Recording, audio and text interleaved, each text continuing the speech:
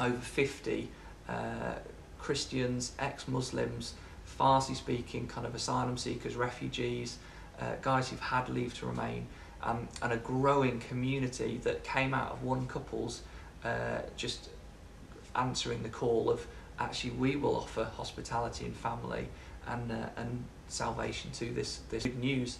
And it's exciting. Over this last summer, we've got an Iranian pastor now, a guy who's come from Iran with his wife to work as part of my team overseeing the missional communities, and he's working with this community who are both indigenous and growing up in what does it mean to be an Algerian, an Afghan, an Iranian Christian, but also fully integrated into the wider life of the church. So they serve on the first Sunday of the month when we have service. So communities that are expressing their culture and are also part again of the one body, many parts. So that's been an amazing journey over the last 5 years to see the gospel spread through a people group that just started with one couple's obedience to answer the opportunity and the need that was there.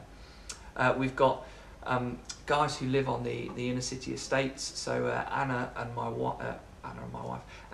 wife, we moved to an urban estate 4 years ago and took some young adults with us and planted a community there, which has an expression of kids work, an expression of youth work. Anna's just about to plant a teenage mums group next Friday as I speak, but will have been yesterday as you watch it, so that will have started yesterday. They have weekly community meetings, Bible study, community, they fellowship together and eat and do community events, and that's 6 Christians who've moved onto the estate that came with us. That's 7 people from the estate who've become Christians over the last 3 years, and then another 5 or 6 families and kind of 15, 20 people apiece around that community. So it's been so exciting to see them using a ministry in kind of our kids work and youth work as a breakthrough. We took people to live as community alongside that breakthrough, and then the community has then taken ownership of the kids and youth work. We have a community called Activate, which is a couple who have a passion for the outdoors, a passion for walking. So they just started walking on a regular basis and invited their friends because they said, we like walking, we'll do it regularly. Let's make it open and available to our friends who don't know Jesus. And from that, there's now a network of 80 different people connected to this community. And they never meet as a community of 80. They have 8 or 9 different smaller groups. So they have a book group, a long walkers group, a short family walkers group. They do parasailing, rock climbing, all of these different kind of outward bound activities. And then the leaders come together in a little community in a huddle where they then pray for all these different connections of guys. So of those 80 people, at least 50% of them don't know Jesus and are yet experiencing the good news of Jesus and the joy of creation in fellowship and community with Christians. So very exciting. Another one, young families in the suburbs. We've got a community called Hillsborough Rock, led by 2 couples who both have 2 small children each.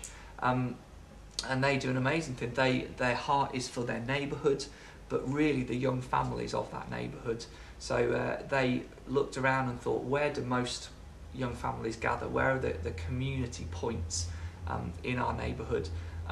So what they've done is they've started meeting twice a month on a Sunday, and they're just about to. They were meeting in the local pavilion, so in the local park where everyone in Hillsborough, the area knows, there's a little bowling green and a pavilion. So they meet once a month. They were meeting once a month in there, then they moved to twice a month. They do coffee, pastries, chat, the kids kind of play, they're amused, parents can chat, they offer prayer, a little bit of worship, a thought, things like that. And they're just about to trial meeting in the local kind of soft play area, because again, that's another place where people gather. They want to be church in the places where people are. So they're moving into meeting once a month in the pavilion in the middle of Hillsborough and once a month in the local play area. So and that's their life. They are young families. They have kids that love going there and they play there. They're at the play zone during the week.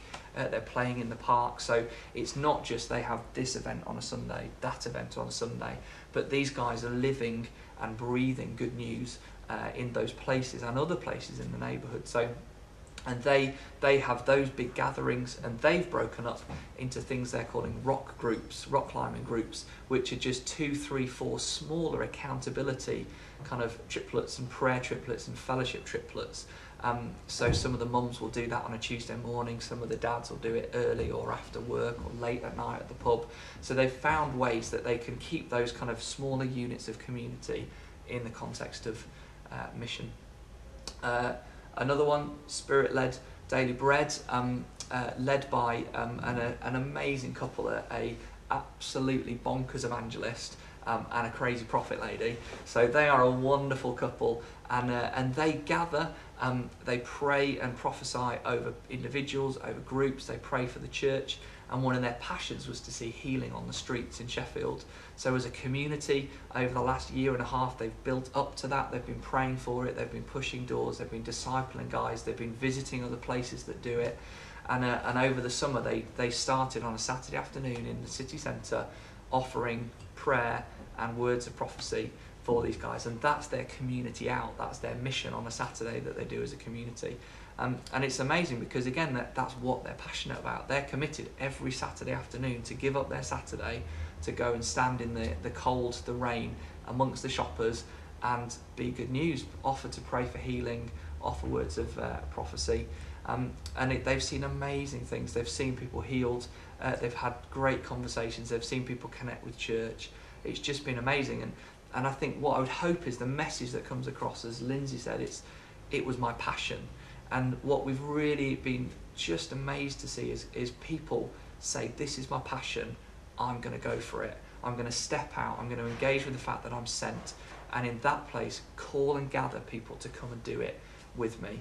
And I could keep talking and talking about some of the projects to the marginalised, the poor and the vulnerable that people